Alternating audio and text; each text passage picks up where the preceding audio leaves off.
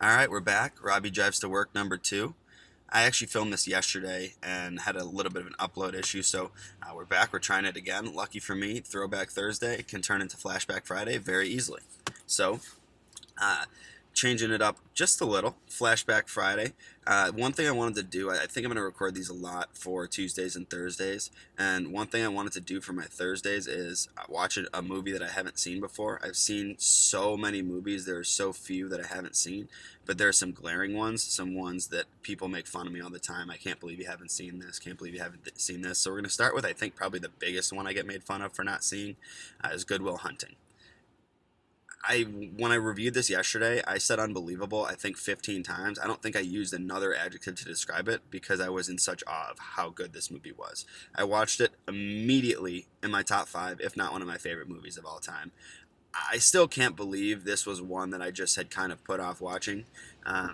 It was so good. I couldn't believe it. I finally understand everyone used the "how you like them apples" on me. Now I get it. Now I know what that actually means. So awesome. I can actually be a part of this joke now because I had no idea before.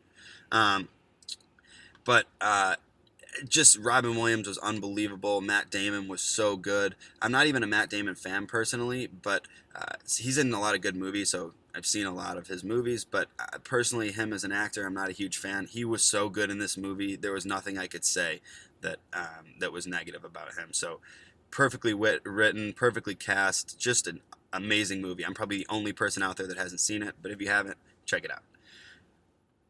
The other thing I want to do is kind of touch on a old throwback style trend that, or I guess a flashback style trend that I liked from the past. And so today we're going to go with backwards jerseys from the 90s. I was a huge fan personally. I loved it when I was a kid. The little known fact, a little bit of a history lesson, Chris Cross actually started the backwards jerseys. I had no idea. The other thing I didn't know was Chris Cross were kids. I don't know why, I always assumed Chris Cross was like one 25-year-old guy. And apparently they started out as 2 younger kids. Who knew?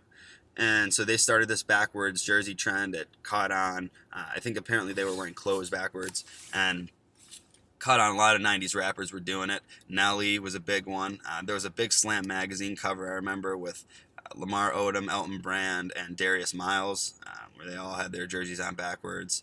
And I actually got into it in Halloween of my freshman year of college. I was Nelly for Halloween and got into the backwards jersey trend. It looked pretty good on me, I think.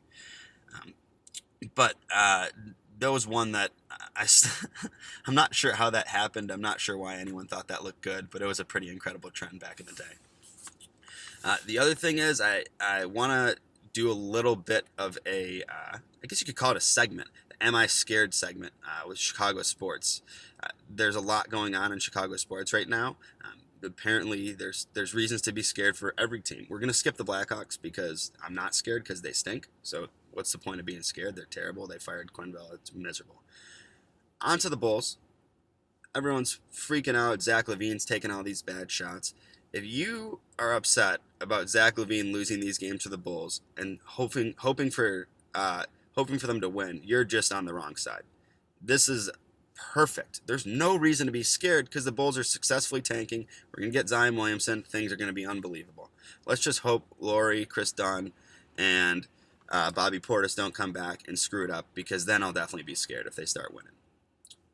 The Bears. Oh, Mitchell Trubisky's out. The Bears are playing the Giants. They got to win this week. It's the Giants. This is Eli Manning we're talking about. Have you guys watched any of these Giants games these last few weeks? Khalil Mack's on defense. Who cares who's starting at quarterback? The Bears defense is going to sack Eli Manning 15 times. It's going to be an embarrassment. Yeah, right. Am I scared? But surprisingly, the one place I am scared, the Cubs. The Cardinals are bringing out the baby blue jerseys. Matt Carpenter posted about it yesterday. I'm terrified. Those jerseys are unbelievable. They are incredible. They're beautiful. I don't want to have to play against those jerseys. The Cardinals might be unstoppable wearing those things. So let's find a way to get rid of these blue jerseys. I can't be having that this year. Not a chance. Definitely scared. So for people that follow me on Twitter, they know sometimes I take some pretty serious, strong stances on people, on things. I've been pretty unsuccessful. Every time I take a strong stance, started with Mookie Betts. Mookie Betts, all of a sudden he's an MVP. Ben Zobrist, before this year, was all over him. All of a sudden, Ben Zobrist has the best year of his career. Same thing with Joe Madden. This year was easily the best year of Joe Madden's time with the Cubs. He had a great year. You're welcome, guys. I don't want to take credit, but, credit to me for helping out, for doing my part. And so what I want to do is I want to throw out a bet. Let's test this theory. I'm going to throw out a bet that I like for this weekend, and we're going to see if I can continue this streak. You guys can fade me and maybe win some money. So this week, I can't find the bet that I wanted to take. We're off to a real hot start. But I'm going to go with the Browns versus Texans game. The Browns are playing some great football. Since Hugh Jackson's gone, all of a sudden the Browns are a good team. Hugh Jackson's a terrible coach. Who would have thought that? Had no idea. But because of it, we're going to take the Browns. Browns are getting 5.5 in Houston, and the Houston team I think is overrated. Pray for Big Cat's pinky. I'm taking the Browns getting the 5 points. So, let's see what happens. Test this theory. Check it out this weekend and see if I can maybe get you guys some winners. Finally, going to give a little bit of some fashion advice going into the weekend. I'm one that always loses my coat. If I go out, I bring a big winter jacket in the wintertime. I'd be lucky if I come home with my coat. Most likely, I leave the bar, I leave wherever I'm at, the party, whatever, wherever I'm out, my coat's going to stay there, and I'm likely going to be without a coat. So here's my fashion tip for the winter. Wear coats that are a part of your outfit that you can keep on. You don't have to take them off at the bar. You can wear them. You stay pretty warm outside. You don't have to deal with just being in a dress shirt, freezing your ass off outside.